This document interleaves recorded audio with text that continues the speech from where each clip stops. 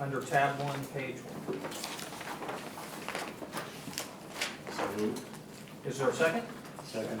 All those in favor? Aye. Motion carries, minutes are approved. It's now time for us to receive comments or questions from the public, and I understand we have a speaker today. Welcome. Thank you. Thank you. Good afternoon, everyone. My name is Alicia White. I'm a Houston janitor and a proud member of SEIU Texas. I'm here today because Houston janitors are calling on Steve Lerner, the CEO of TRC Capital, and a member of this board to return to hiring a responsible janitorial contractor at his building, 1001 McKinney.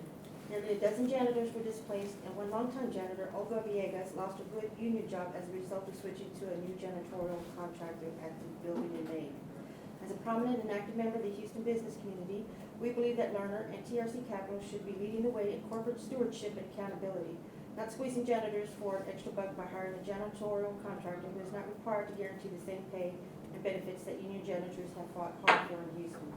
What's happening at 1001 McKinney is a threat to me and all 3,500 union janitors in Houston. We have attempted to reach Lerner with our concerns, but have yet to establish an open line of communication. That's why we are here today. Since he is not here to receive our hand-delivered letter, we are asking you, his professional colleagues, to relay our message back to him. I want to thank you for your time. We do have letters. Each of you. I'll just pass one in.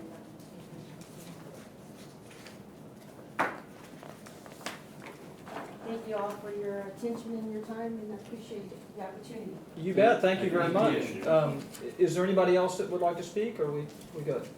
We're good from our group. Okay, anybody else? All right, well, thank you so much. Thank you. That moves us on to our next item, to conduct a public hearing on the proposed 2019 district rate. Mr. Chairman, before we start that, could we offer, if you'd like to stay for the board meeting, we'd love to have you.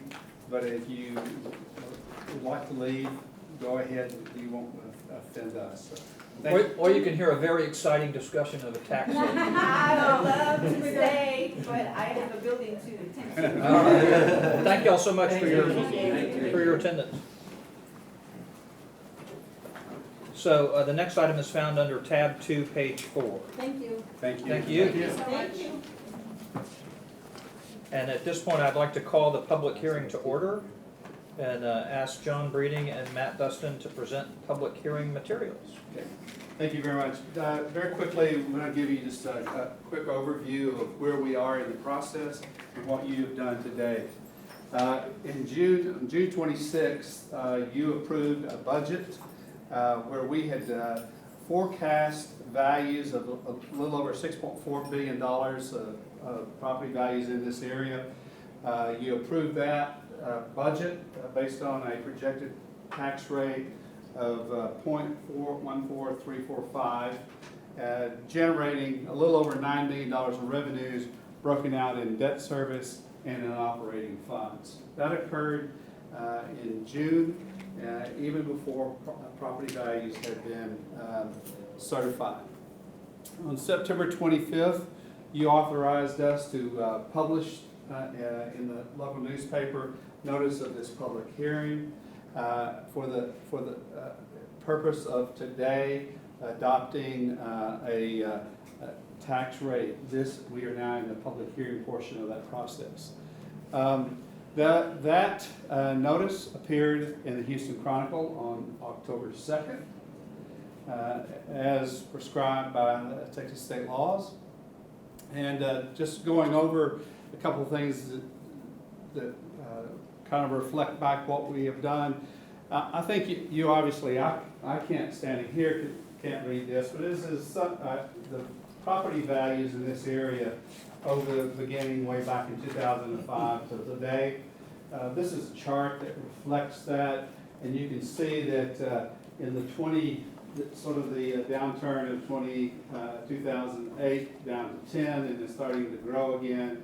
And as you can see here, that they have leveled off quite a bit. This year, we're projecting an overall tax value or property value increase of approximately 3.8% total. So this is where we were for our budget.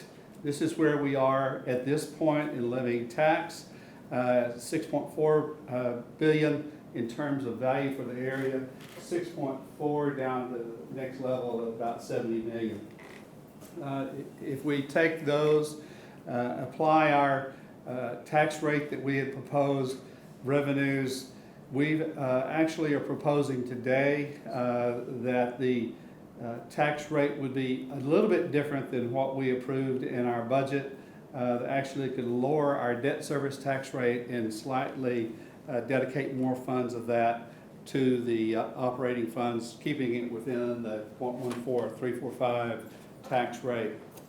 I'll be glad to answer any questions, but Matt Dustin, our financial advisor, is here to advise you about the appropriateness of the debt service funds.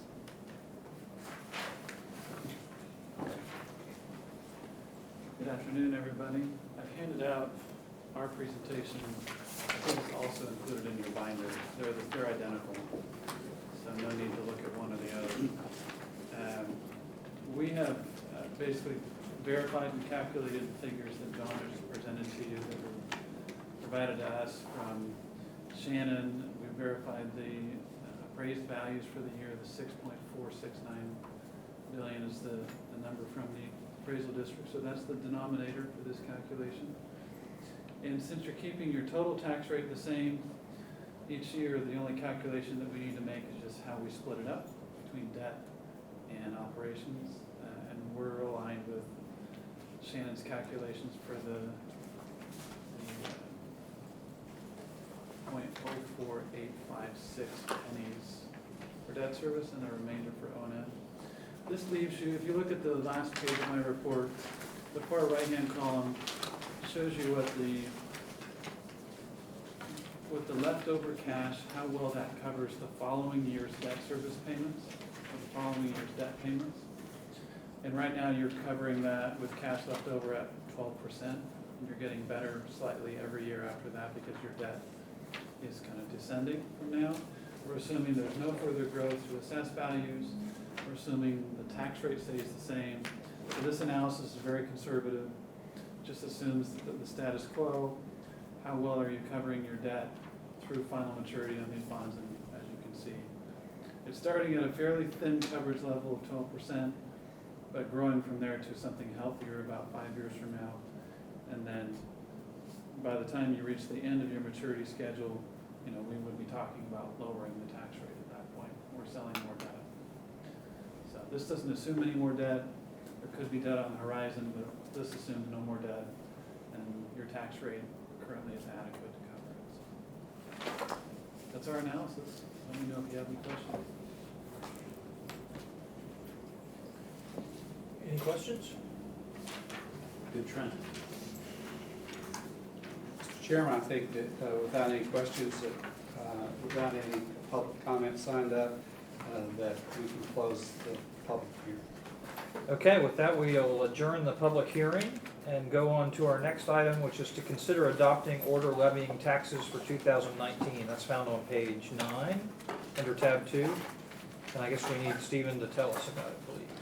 We need a motion to approve the order levying taxes, total tax rate of 0.14345, and component tax rate of debt service of 0.04856, and operating 0.09489.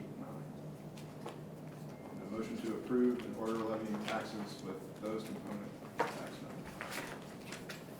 So at this time, I'd like to request a motion to adopt order levying taxes, found on page 9, tab 2. So moved. Is there a second? Second. All those in favor? Motion carries, and